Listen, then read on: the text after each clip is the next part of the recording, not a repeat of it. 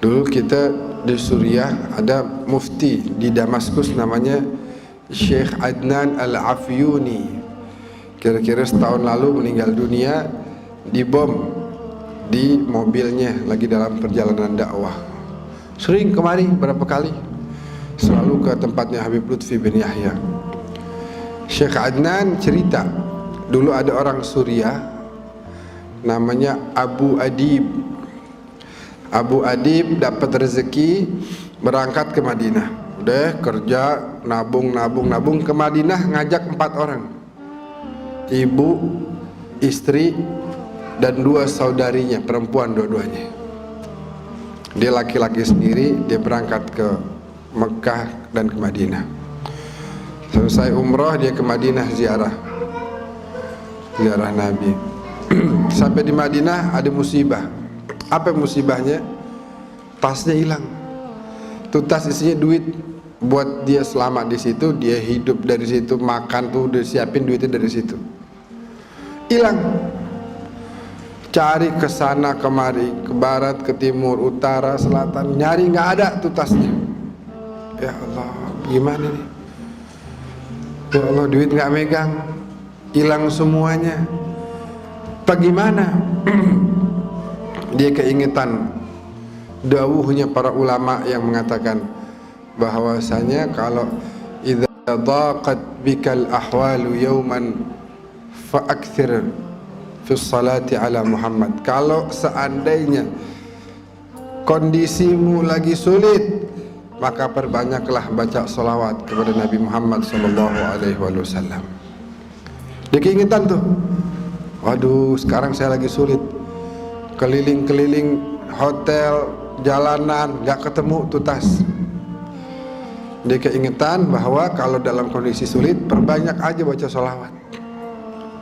Perbanyak aja baca sholawat. Baca sholawat itu luar biasa, Bu.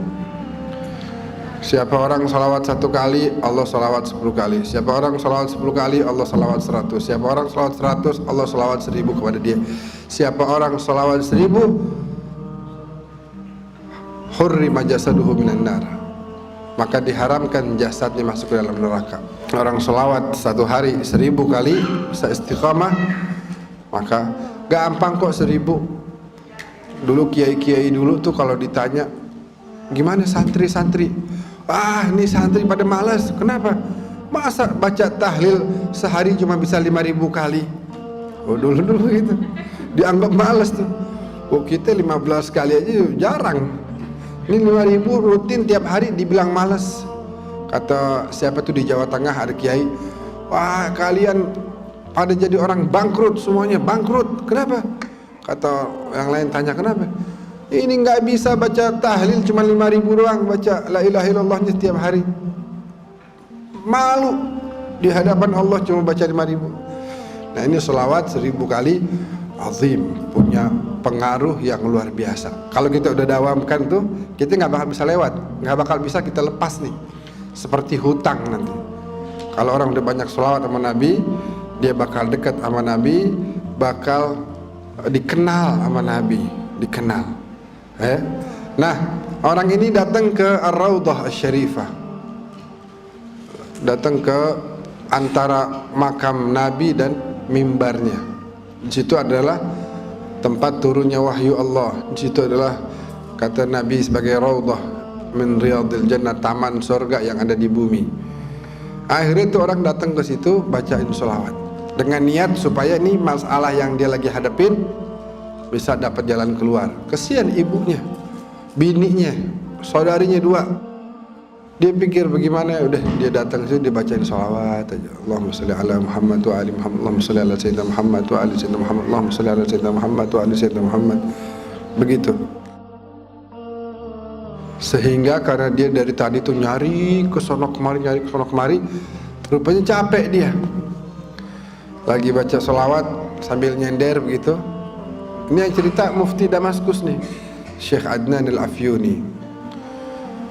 Sambil dia senderan gitu ya, akhirnya ketiduran dia dalam sedang membaca sholawat. Dalam tidurnya Allah takdirkan dia berjumpa dengan junjungan kita baginda Nabi Muhammad sallallahu alaihi wasallam. Dan orang kalau dia ngelihat Nabi, sebagaimana beliau sabdakan, man ra'ani fil manam faqad ra'ani fa inna syaitana la yatamatsalu bi. Siapa orang lihat aku di dalam tidurnya, dalam mimpinya, sungguh dia telah melihatku. Karena yang namanya syaitan atau jin tidak mampu menyerupai para nabi, apalagi Nabi Muhammad sallallahu alaihi wasallam. Nabi bilang, "Ya Aba Adib, wahai Aba Adib, ya Rasulullah, tamu antum, ana tamu antum, ana gharib, anda datang dari jauh, nggak kenal orang, siapa-siapa di sini nggak tahu. Datang bawa bekal buat makan, buat tinggal di sini, hilang. Ya Rasulullah, antum sahibul bait, tolong jamu saya nih, cariin jalan keluar buat masalah saya." Kata Rasulullah apa? "Ya Aba Adib, idhab ila bab fulani, pergilah engkau ke pintu sekian." Nabi itu makamnya ada pintu-pintu. Itu 1, 2, 3, 4, 5, 6, 7, 8 sampai 30-an kalau nggak salah. Pergi engkau ke pintu sekian disebut sama Nabi. Nanti ada penjaga makam di situ, namanya Utsman. Bilang sama dia bahwasanya inna Rasulullah yuqri'uka salam. Nabi Muhammad bilang kirim salam sama dia. Bilang sama si Utsman, engkau setiap hari bersolawat 1000 kali kepada Nabi. Dan sekarang Nabi memerintahkan engkau untuk memberikan jalan keluar bagi saya. Cariin jalan keluar bagi saya.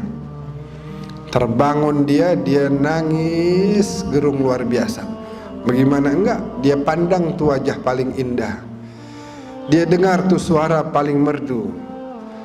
Ya, dia lihat ciptaan Allah paling sempurna. Buru-buru dia salam ke pusara suci Rasulullah, lalu dia cari ke pintu sekian, terus dia bilang, "Afikum Utsman, ada dari kalian nih para penjaga yang namanya Utsman?" Terus satu orang bilang, "Hadza, ini orang ini si Utsman." Terus, "Boleh saya bicara sama antum?" "Boleh." "Ya Utsman, saya Abu Adib dari Suriah. Baru aja saya dalam mimpi melihat Rasulullah dan Rasulullah mengirim salam buat antum. Rasulullah bilang sholawat antum yang 1000 kali tiap hari beliau terima. Dan Rasulullah perintahkan antum untuk mencarikan jalan keluar untuk saya." Itu yang namanya Utsman nangis-nangis. Terus dia bilang, sini, kita ngobrol di kantor saya. Coba cerita gimana. Diceritain lagi. "Ya Utsman, saya Abu Adib dari Suriah. Barusan mimpi ketemu Nabi kirim salam sama antum. Nabi bilang sholawat yang 1000 Nabi terima. Dan Nabi minta sekarang antum carikan jalan keluar bagi saya." "Antum ke rumah ana? Ayo antum ke rumah ana." Di mobil ditanya lagi, Gimana ceritanya?" "Wahai Utsman, ana Abu Adib dari Suriah." Ini 3 kali udah nanya nih.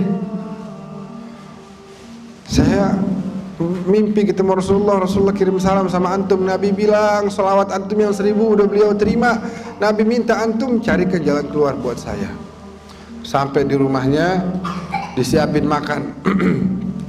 Sebelum makan ditanya lagi gimana ceritanya. Diceritain lagi. Selesai makan ditanya lagi. Lagi minum teh ditanya lagi. Akhirnya kata si Abu Adib, "Udah dah, capek juga nih. Ente percaya apa enggak sih? Dari tadi ada cerita udah berkali-kali. Gini aja deh, ente kalau mau percaya ahlan wa sahlan, silakan carikan jalan keluar. Tapi kalau ente nggak percaya, izinkan anak pulang aja. Mungkin ente anggap anak ini bohong." Tapi emang begitu, ana mimpi tadi begitu, apa adanya ana sampaikan. Kata si Utsman, laqad saddaqtuka min marratil ula. Dari pertama kali engkau cerita, aku udah percaya. Tapi ucapanmu Rasulullah kirim salam kepadaku itu ingin aku dengar lagi, aku dengar lagi, aku dengar lagi, saking aku senangnya. Tiap dengar kabar dapat ucapan Rasulullah yuqri'uka salam.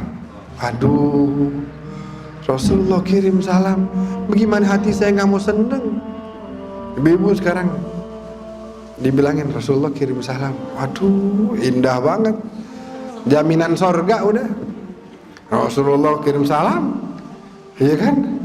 Bayangin Rasulullah kirim salam, assalamualaikum, assalamualaikum warahmatullahi wabarakatuh. Doa dari Nabi pasti diijabah oleh Allah Subhanahu wa taala.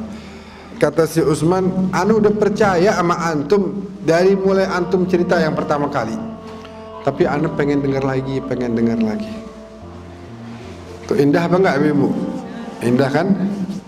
Katanya si Utsman akhirnya, sekarang semua keperluanmu aku yang tanggung.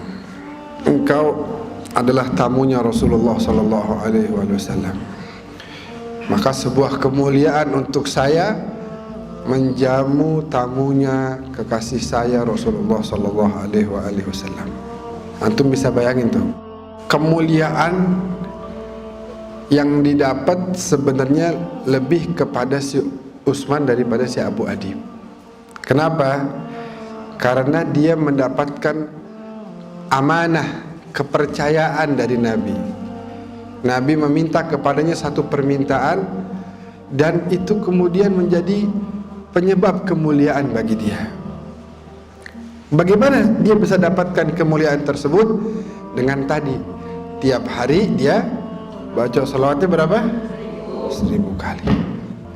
Abu Adib membaca beberapa kali, kemudian Allah berikan jalan keluar atas masalah yang sedang menimpa dirinya. Jadi kalau kita mau melazimkan itu, mendawamkan itu, maka akan terasa begitu banyak perubahan-perubahan yang terjadi dalam diri kita.